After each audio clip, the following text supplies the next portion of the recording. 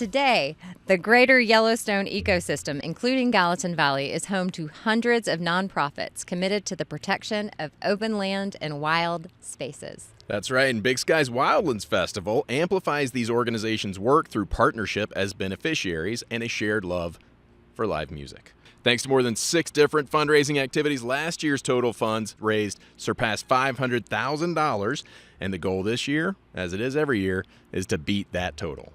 This year's beneficiaries are Wild Montana, Gallatin Valley Land Trust, and Greater Yellowstone Coalition. In today's interviews, we'll get to know a little more about each of these amazing organizations. Because they're each going to take a turn in the hot seat. It's actually in the shade. It feels very nice. Yeah, it's not hot. It's mild. Yeah. It's mild if you were going to bottle it. Yeah, pretty mild. Mild seat. Ooh, hot seat! In the hot seat, very pleasant. It's not terribly hot, actually. Yeah, it's a mild seat. Nice. We have John Todd of Wild Montana.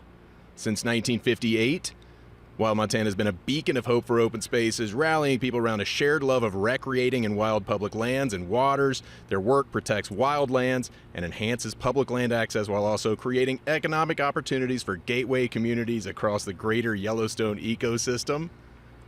Beautiful. Dang, that's a lot. It's a mouthful. Yeah, you put so much together there, Joe. I appreciate that. Formed in 1958, do you feel like a special responsibility as one of the older organizations here in Montana to keep these young whippersnappers in line? The year Joe was 100%. born.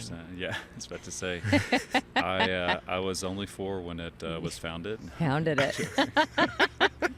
You look great. Good work. Thank you. Thanks, you know? Yeah, a lot of vegetables. Yeah, no, absolutely. And you know, the responsibility, anybody that works in conservation is standing on somebody else's shoulders, and we certainly do that at Wild Montana. We have a really long history. The work is certainly something to be proud of, but yeah, the responsibility is real, and it's not just for the people that came before us, that founded the organization, that had their first meeting in the Baxter Hotel in 1958 and wanted to get people together to talk about how to permanently protect the Madison and the Gallatin ranges. Those are the 2 landscapes that we were founded on. And since then, the organization has grown and evolved, and we work at a statewide level.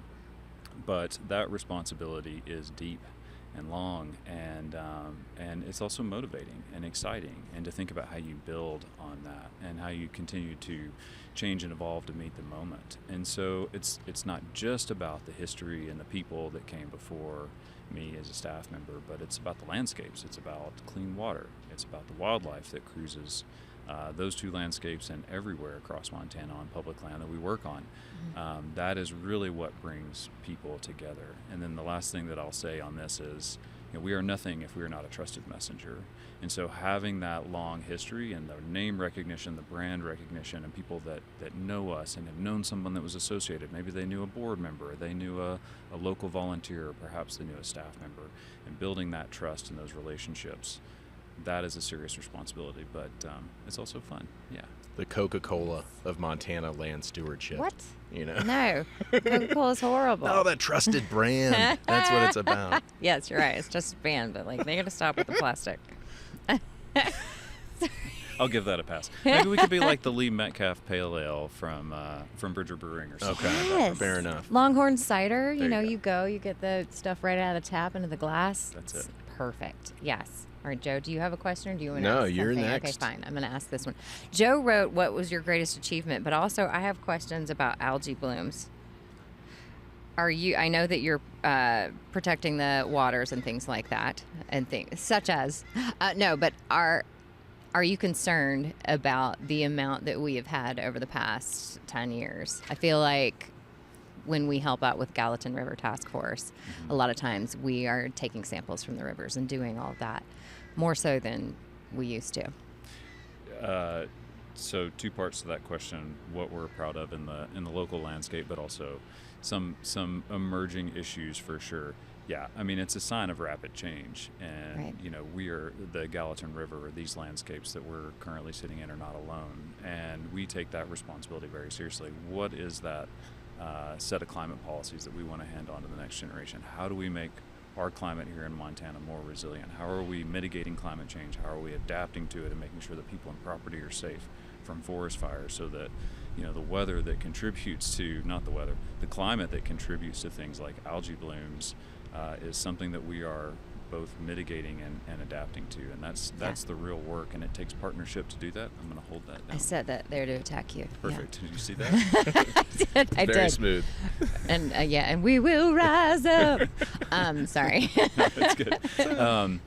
Yeah, so we rest. take those types of responsibilities real. And then as far as the impact that we've had here on a local landscape, I'll tell a quick story. I've got one of those places on the map that you point to sort of generally, but not with one specific finger, because it's a really important place and not something that I want to share too widely with folks. Yeah. It's the first place that I ever took my kids to go carry their own backpack in, and it's in the Gallatin Range. You go way up one of these bouncy roads, you get out of your car or your truck, you put your backpack on and you hike, and the next thing you know, you're away from people, you're into wildflowers, you're looking at elk, you might see a moose, you might see a bear. Mm-hmm.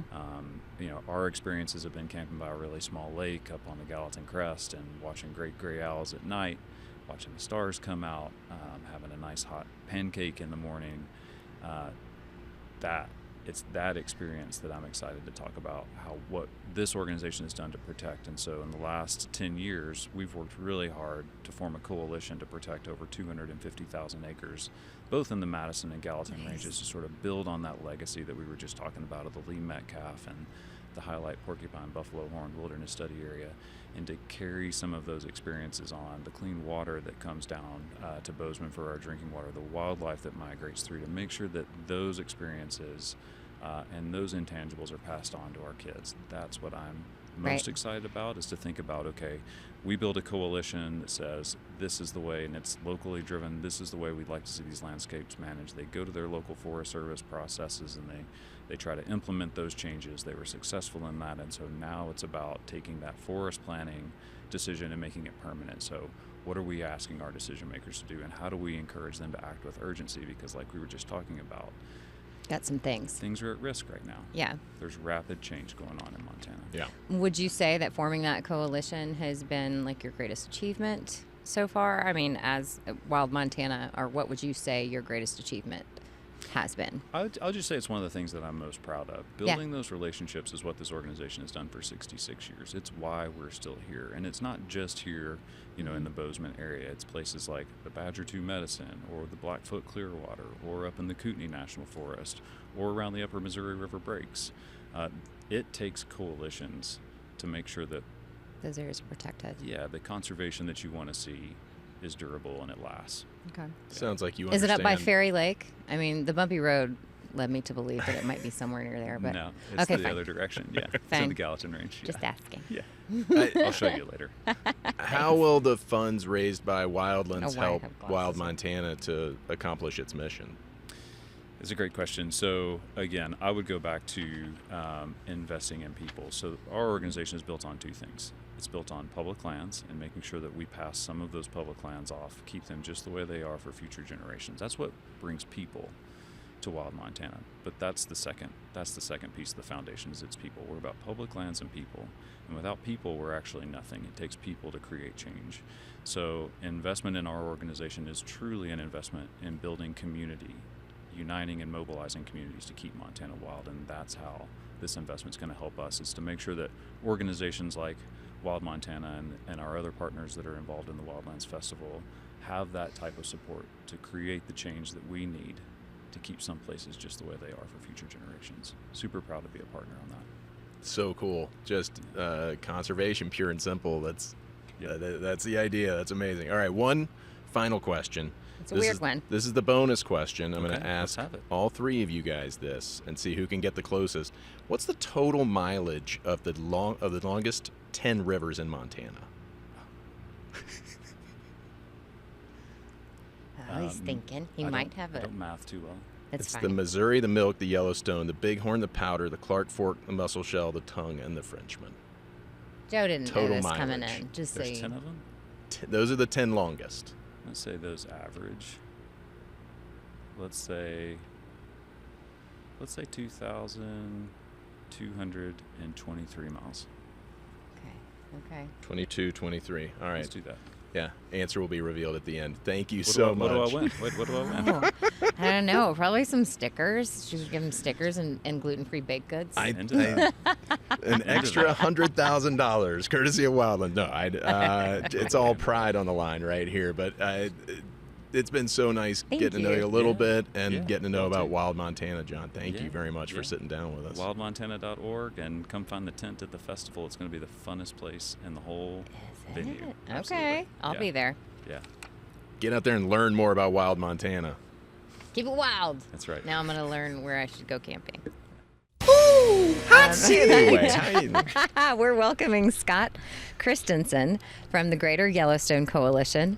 Since 1983, the Greater Yellowstone Coalition has acted as the voice and protector of the 22 million acre Greater Yellowstone ecosystem through water, land, and wildlife conservation efforts. The GYC is headquartered in Bozeman, but also has offices in Idaho, Wyoming, and the Wind River Indian Reservation. Did I get all that right? You got it. Yay. Okay, so you guys cast a wide net.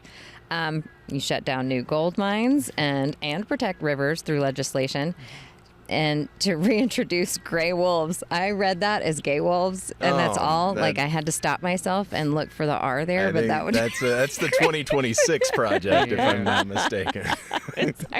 reintroducing gray wolves and restoring bison across tribal lands. Are you getting whiplash from paying attention to all of it? It's a big portfolio of work. It is. There are a lot of days when my head is spinning and trying to catch up with everything that's Yeah, going there's a on. lot. It's a big, complicated region, 3 different states, multiple tribal reservations, 2 national parks, 5 national forests, like big, complicated area. But it's, my favorite part of the world, so I'm Yeah. inclined to want to pay attention and be involved with what's going on here. And just feel really lucky to work at an organization whose mission revolves around this place and trying to conserve it. Yeah, yeah. And what you reinstated the wolves in '95, right? That's the Ye- year I moved here.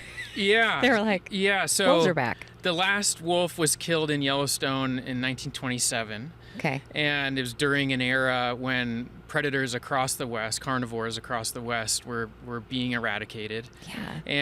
And so that happened even in a place like Yellowstone. And so decades and decades later, there's not just Greater Yellowstone Coalition, but many other groups and individuals and agencies, the Park Service, Fish and Wildlife Service, all kind of came together around restoring a keystone animal like the Right. wolf, and where could it be done? And Yellowstone was that place. And so wolves were reintroduced in 1995.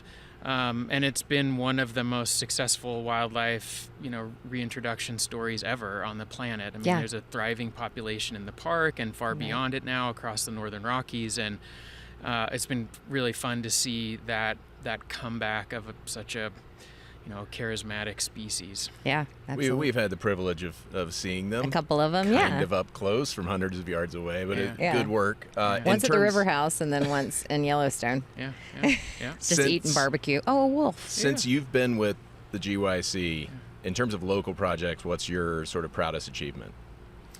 Well, so in June of this year, I hit my 21-year anniversary. So I've been at the organization for a long time.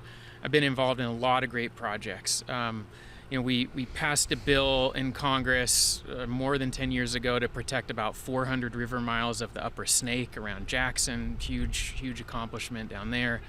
And a lot of other things in a lot of other places. I mean, more recently, the thing I'm most proud of and excited about is the work we've done on these gold mine issues right on the boundary of Yellowstone National Park. So we had 2 proposals pop up 8 or 9 years ago now, and we worked through a process with the federal government and eventually with Congress to enact legislation to protect about 30,000 acres on the boundary of the park from these 2 proposed gold mines, which was huge. I mean, to get anything done through Congress Yeah. these days is a monumental feat.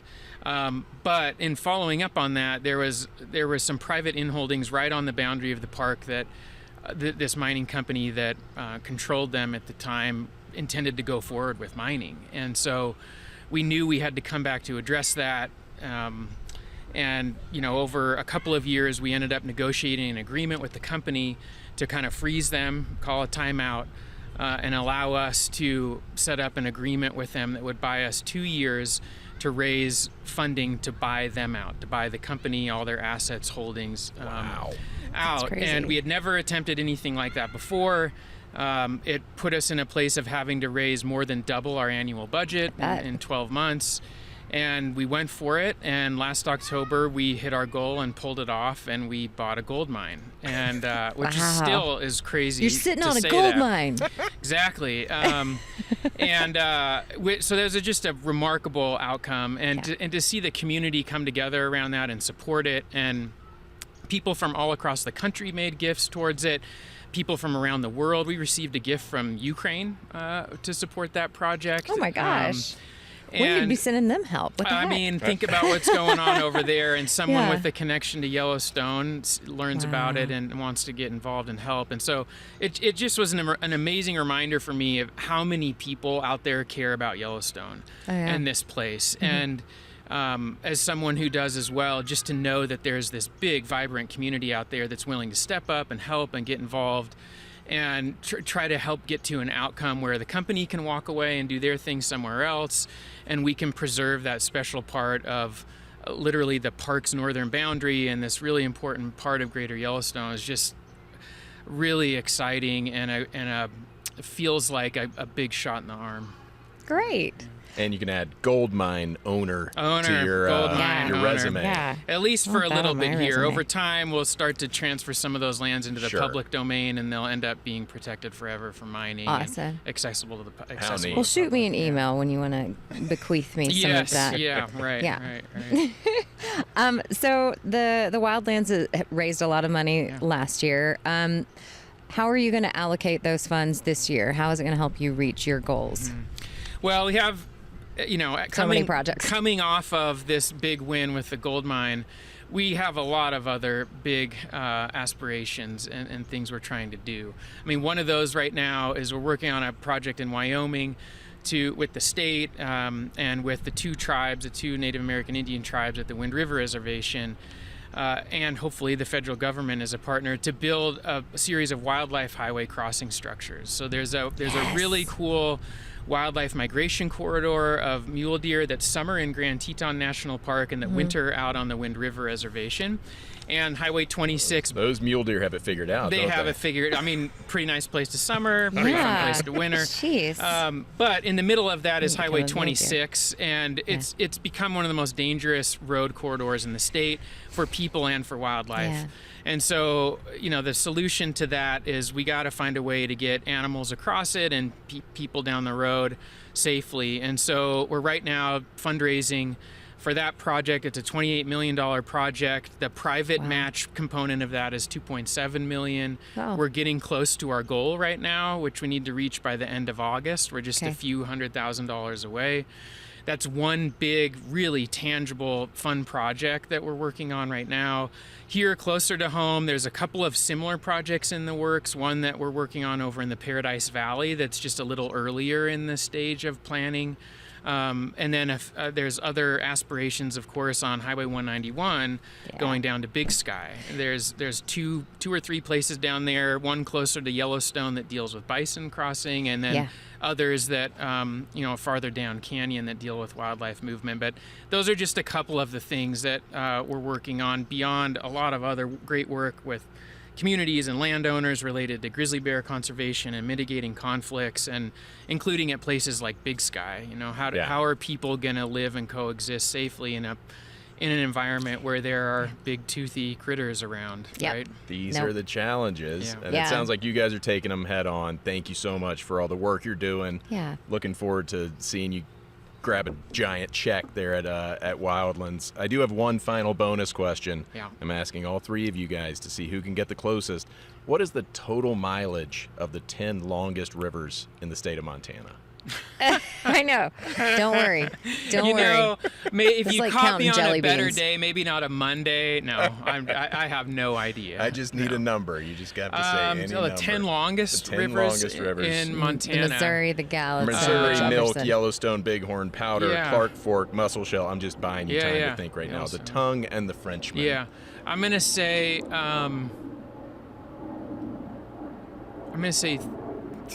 3,200 river miles. All right. Cool. Thank you. Cool. Thank you for your guess. You got closer than the last guy. You got closer than John. That's all that matters. That's all that matters. I'll hold that over his head. Yeah. Scott Christensen, Thank good you, job in Scott. the hot seat here in Lindley Park. Great to be here. Thanks for having me. Ooh, hot Michelle, seat. who do we have in the hot seat Today, now? we have Chet Work from Gallatin Valley Land Trust. Since 1990, Gallatin Valley Land Trust has worked to conserve working farms and ranches, save critical wildlife habitat, and protect healthy rivers in Gallatin Park and Madison counties. GVLT, Gallatin Valley Land Trust, has partnered with landowners to forever conserve more than 65,000 acres of the most biodiverse lands in southwest Montana and has helped build nearly 100 miles of trails in the Gallatin Valley alone. Just Gallatin. I'm not talking about other valleys, just here. And here we are in Lindley Park, right next to Pete's Hill. Without Gallatin Valley Land Trust, we don't have Pete's Hill. Is it that simple? I'd like to give a lot of credit to partners, always. Sure. But GVLT's founding director, a gentleman by the name of Chris Boyd, built GVLT around the process of ensuring that Pete's Hill would not be developed. There was a housing proposal for a bunch of houses right along the rim. It had been a horse pasture for generations, and the farmers were happy enough to have people hop the fence and walk their dogs, etc. So people were still using Pete's back in the day, but they were going to develop it. And our founding director said, no way. And he probably had the right attitude to ensure that the city and the community knew about it. And he pushed his shoulder into it along with a lot of other partners. And he made it happen. And that's what we grew out of. So I think it's fair to say yes, without GVLT, we wouldn't have Pete's. But without Pete's, we wouldn't have GVLT as well. We've come back twice in history, once in about 98. To buy 2 more acres up there from the family that they'd held out for their own houses. We bought those off them. And then in 2021, we bought 12 more acres up there with the support of the community. And it is a pretty amazing asset to Bozeman. It is. It's the crown jewel of Bozeman. I mean, People call it the Central Park of Bozeman. I like that because I completely agree. Like people go, they congregate with their pets, and you look see at your the vistas. friends and neighbors up there. It's great. Yeah, I've been running it since the 90s. I couldn't imagine this town without it. We like to joke that you learn people's dogs' names before you learn their name. You do. Right. You know, I definitely hey, do. you're Fido's dad. What's, Yeah. what's your name again? I know. I'm the same. But yeah, you see the same people up there. You build community. I think I moved here to take over GVLT in the pandemic, and Pete's Hill and all the trails were such an asset to our community in retaining friendships and retaining relationships when we couldn't be together inside. The trails became that place, Right. and the value of GVLT, I think, was illuminated for so many people in this community. The fact that we have those trails. Yeah, I agree. What does that sound? That's a piece of artwork. Pterodactyl? On the other side of the So bridge. funny. No, that makes more sense. I like your answer.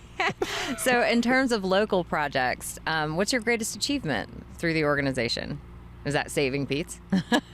No, that might be the most popular, but Right. I like to think of the breadth of the partners with whom we've worked, and we're sitting here in Lindley Park. There are 200 acres of protected parkland right here in downtown Bozeman. You Wow. can't find many cities that have that, and a big portion of that is Highland Glen over by Bozeman Health, the hospital land. Okay. Yeah. And it will eventually be developed, but the trails over there have been preserved by the hospital. There's The cross-country trails and everything? yeah, in the winter they're managed by the Bridger Ski Foundation. In the Yeah. summer, the Gallatin Valley Land Trust maintains the trails. But we've both worked with the hospital to create that recreation and that connectivity. So I think that the greatest asset to us is the 100 miles of trails in and around Bozeman Right. that connect us to our neighbors, that connect us to our work, to our schools. If we're going to keep Bozeman special, despite 50, 70,000 people moving here in the next 15 years, we're going to have to maintain that quality of life and that connectivity. And that's a big goal for GVLT, is to keep that access and opportunity. Otherwise, we're all just going to be sitting in traffic. Well, thank you. Yeah, our sons bike to the library from our house. We live like at the end of Sourdough, so we appreciate that. The Galligator Trail now connects. We're hopeful that in the future it will connect 3 elementary schools, 1 middle school, 1 university, and 1 library with no cars. Yeah. Like, that's a pretty special thing for a community, to think that kids can be getting to and from school, they can be getting to and from town in a safe manner. That's what we're looking for. Yeah, our kids bike to Morningstar and Sacagawea. I mean, now the high school, so he's got to work on that one. But yeah, love it. Being a local nonprofit is super challenging in this area. What would you say is the key to success that you guys have figured out at GVLT? I wouldn't say anyone's figured anything out, but the key to our success, I think, has been providing something for almost everyone in this community. So if you love to use trails, we've sort of hit on this, 100 miles of community access. But if you like to hunt and fish, there's a lot of properties that we've conserved over the years that are providing elk calving grounds, hunting opportunities, trout spawning creeks. By keeping those open, by keeping the habitat in good quality, by keeping the water quality there, we've done amazing things for people. And I think the breadth of our mission appeals to so many folks that we get a really broad community embrace. Definitely seems like that's the case. So the funds from Wildlands, do you guys already have some areas allocated for the festival? I know that last year they raised a lot to help out you guys. Is there something that in particular you're going to be using those towards this year? Yeah, we're focusing it on our Gallatin County work. We don't do a tremendous amount in the Big Sky area, although we do have 5 or 6 protected properties up there. We're working on projects in West Yellowstone Basin. And we're working on a lot of projects at the mouth of Gallatin Canyon. Yeah. And there's wildlife connectivity issues there. There's great habitat, great scenery. And so our Gallatin program focuses a lot on both sides of the river and the highway there. And I think that's probably the best place for us to put this back into the community, is with the conservation of that and the connection of recreation in those areas. So we do work in Park County, we do work in Madison County, but we've dedicated our Wildlands funds to here in this community. Very nice. We'll take it. Keeping it super local. All right, those are all the easy questions. This is when the hot seat begins, okay? Joe loves asking this this final question. I'm asking all 3 of you guys, see who can get the closest to the right answer. What is the total mileage of the top 10 longest rivers in the state of Montana? Is that within Montana, or is that their total length, but they exist in Montana? Do you understand? Inside the borders of the state of Montana. What is 10 the longest rivers. Yeah. 10 longest rivers. So that's the Missouri, the Milk, the Yellowstone, the Bighorn, the Powder, the Clark Fork, the Musselshell, the Tongue, and the Frenchman rivers. I sense you asked this of 2 river rat predecessors, so this doesn't. They didn't know. This doesn't help me. I'm going to go with 8,000. Nice. Very nice. Right. I'm going to give Is he Chet the closest? win. Yeah. Yep, you were the closest, the and you weren't even the answer- river rat. The answer is 6,161. Was, you were the closest. I was overly ambitious. They Good guessed job. 2,000 and 3,000. 2223 is what John guessed. 3,200 is what Scott guessed. Yeah, you got went over, closest. but you're still the Those closest. guys have been here much longer, and they both spend time on rivers, and they couldn't get closer. They both Fine, complained we about don't the math. clock miles. Chet, you didn't balk at the don't. math. You were bold, decisive, laid an answer down. Congratulations. And your You name were- is Chet. I Chet. like it. Yeah. And thank you me. so much for sitting in the hot seat with us here. Congratulations on being named a beneficiary, but you guys totally earned it. And We're excited Doing about some it. good work. And we're grateful. We've been a recipient of the Wildlands Festival in the past before, and it's been a big boon to our work, and it's a great entree to the music community, which we always love. Yeah. And we're excited to be up there and be chosen, and hopefully some other time in the future we'll get back into this place, but we're grateful for now. So thanks for having us. Thanks for helping to share this story. absolutely. Way to be the winner today. Thank you for joining us with these guys in the hot seat. Hot seat.